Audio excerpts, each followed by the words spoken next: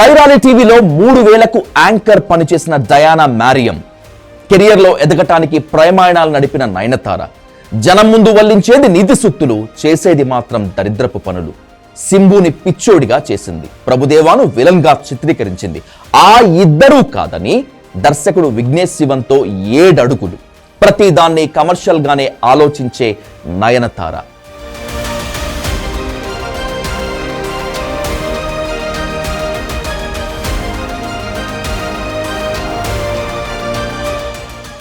విలువలకు care of address అంటుంది. Cinema ఇండస్ట్రీలో తనకంటే పతిత్తులు లేరనేలా నీతి వ్యాఖ్యలు వల్లిస్తుంది. అభిమానులు, ప్రజలకు శుద్ధపూస కబుర్లు చెప్తుంది. కెరీర్లో ఎదగటానికి ఎంతకైనా దిగజారింది. చీరలు మార్చినట్లు బాయ్ ఫ్రెండ్స్ ను మార్చేసింది. ఇండస్ట్రీలో ఎదిగే కొద్దీ మోనాక్లా, ఇంకా చెప్పాలంటే డాన్లా వ్యవహరించింది. ఇంత ఉపోద్ఘాతం ఎవరి గురించి అనుకుంటున్నారా? ఈ స్టోరీని చూసేయండి.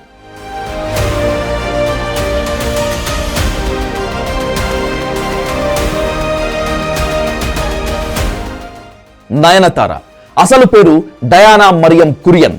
1984 నవంబర్ 18న జన్మించింది.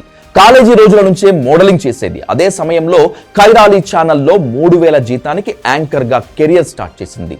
సినిమా రంగంలో స్థిరపడేందుకు ఎన్ని అడ్డదారులు తొక్కాలో అన్నీ తొక్కింది. అవకాశాల కోసం ఎన్ని వేషాలు వేయాలో అన్నీ వేసింది. తమిళ ఇండస్ట్రీకి అడుగు పెట్టినటువంటి తొలినాళ్లలో సింబుతో ప్రేమాయణం నడిపింది. వల్లభ సినిమా సమయంలో మొగుడు పెళ్లాల కంటే ఎక్కువగా సింబుతో రాసుకుని పూసుకుని తిరిగింది నయనతార. దీంతో ఆమెకు వరుసగా సినిమా అవకాశాలు వచ్చాయి. అవకాశాల కోసమే సింబుతో ప్రేమాయణం నడిపిన నయన్ చివరికి అతని కెరీర్ నాశనమయ్యేలా చేసింది.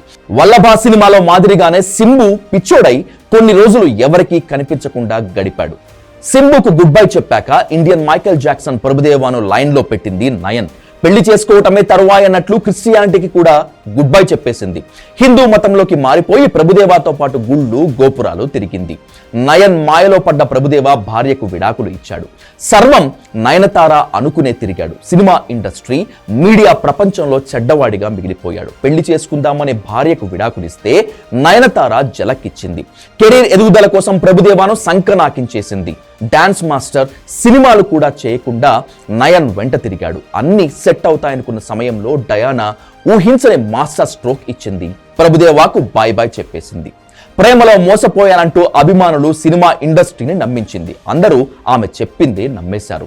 రంగుల ప్రపంచంలో ఎదగటానికే టాప్ సెలబ్రిటీలతో అఫైర్లు పెట్టుకుంది. అన్ని చక్కదిద్దుకున్న తర్వాత ఒక్కొక్కరిని వాడుకొని వదిలేసింది. తాను ఎదగటానికి ఇతరుల కెరియర్ను పణంగా పెట్టింది. ధనుష్ బ్యానర్ లో విఘ్నేష్ శివన్ దర్శకత్వంలో విజయ్ సేతుపతితో నేను రౌడీనే సినిమాను చేసింది నయనతార. కెరీర్ పీక్ స్టేజ్ ఉండగానే ముచ్చటగా 3వసారి విఘ్నేష్ శివన్ తో ప్రేమలో పడింది. ఇద్దరు కలిసి రహస్యంగా దేశ విదేశాలు తిరిగారు. అతడితో కొన్నేళ్లు డేటింగ్ చేసిన తర్వాత పెళ్లి చేసుకుంది. విఘ్నేష్ శివన్ అయితే తాను చెప్పినట్లు వింటాడని, తాను ఆడినట్లు ఆడుతాడని 7 అడుగులు వేసింది. సింబు, ప్రభుదేవాలు మోసం చేశారని చెప్పే నయనతార వారిని జనం ముందు విలన్లుగా చిత్రీకరించింది. తాను మంచిదాన్నని, వాళ్లే మోసం చేశారంటూ నీతి సూత్రాలు వల్లించింది. పనిలో పనిగా తాను మీటూ బాధితురాలేనని ఓ నిర్మాత వేధించాడని చెప్పుకొచ్చింది. మరి ఆమె వేధించిన వారు, బాధితుల గురించి ఎందుకు చెప్పటం లేదనేటువంటిది $1 మిలియన్ ప్రశ్న. నయన్ ఏం చేసినా దాని వెనుక ఓ లెక్క ఉంటుంది. ప్రతి దాన్ని కమర్షియల్ గా ఆలోచించడంలో ఈ లేడీ డాన్ ముందు వరుసలో ఉంటుంది. సినిమా అవకాశాలు, ఆర్థికంగా స్థిరపడటానికి హీరో, డాన్స్ మాస్టర్ తో అడ్డు అదుపు లేకుండా తిరిగింది. ఏది చేసినా దాన్ని డబ్బు కోణంలోనే చూసింది. హంగు ఆర్భాటాలు లేకుండా కుటుంబ సభ్యులు, సన్నిహితుల సమక్షంలో పెళ్లి చేసుకుంది. ఇండస్ట్రీలో అందరినీ పిలిచి పెళ్లి చేసుకుంటే ఎక్కువ ఖర్చు పెట్టాల్సి వస్తుందని తక్కువ మందితోనే వివాహం చేసుకుంది. పెళ్లి వీడియోను మాత్రం నెట్ఫ్లిక్స్ కు అమ్మేసుకుంది. ఇక్కడ కూడా తాను కమర్షియల్ గానే ఆలోచించింది. కోట్ల రూపాయలు వెనకేసుకోవటానికి అడ్డదారులు తొక్కింది. తనపై డాక్యుమెంటరీ తీస్తే దానికి ముక్కు పిండి డబ్బు వసూలు చేసింది. ఇప్పుడు ధనుష్ 10 కోట్లు అడిగితే మాత్రం విలువలు, నీతులు చెప్తోంది. తన మీద డాక్యుమెంటరీ తీస్తే డబ్బు వసూలు చేయాలి, అదే మనం డాక్యుమెంటరీ తీసి పక్కవారి సినిమాల్లో క్లిప్ను వాడుకుంటే మాత్రం డబ్బు ఎందుకు ఇవ్వాలని అంటోంది. జనం ముందు ధనుష్ చెడ్డవాడు, తానే మంచిదాన్ని అనేలా బిల్డప్ ఇస్తోంది. ప్రేమ అనేది నమ్మకం మీద ఆధారపడి కొనసాగుతుందని చెప్పుకొచ్చింది నయనతార. తాను అతన్ని మనస్ఫూర్తిగా నమ్మితే మోసం చేశారని చెప్పుకొస్తోంది. తన గత రిలేషన్స్ గురించి ఎక్కడా మాట్లాడకపోయినప్పటికీ ప్రజలు మాత్రం ఇష్టం వచ్చిన రీతిలో మాట్లాడుకున్నారని, జనం ముందు సానుభూతి పొందేందుకు ప్రయత్నించింది. తాను ఓ అమ్మాయిని కాబట్టి అలా మాట్లాడుకోగలిగారని, అబ్బాయి అయితే మాట్లాడుకునేవారు కాదంటూ మాట్లాడింది. బడా హీరోలు బ్యానర్లలో సినిమాలు చేసే నయనతార కండిషన్లకు నిర్మాతలే షాక్ అవుతారు. షూటింగ్ లో మాత్రమే పాల్గొంటాను, మూవీ ప్రమోషన్లకు రాను అంటూ మొదట్లోనే మెలిక పెడుతుంది. అలా అయితేనే సినిమా చేస్తానంటూ నిర్మాతలను వేధించింది. నయనతార పెట్టే కండిషన్లను ప్రొడ్యూసర్లు చెప్పుకోలేక, బయటకు విప్పి చెప్పలేక చచ్చినట్లు ఆమెకు పేమెంట్లు చేశారు.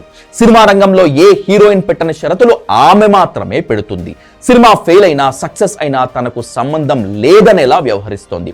తాను షూటింగ్ వరకే డేట్స్ ఇస్తా, ప్రమోషన్లు గిమోషన్లు జాంతానై అంటుంది.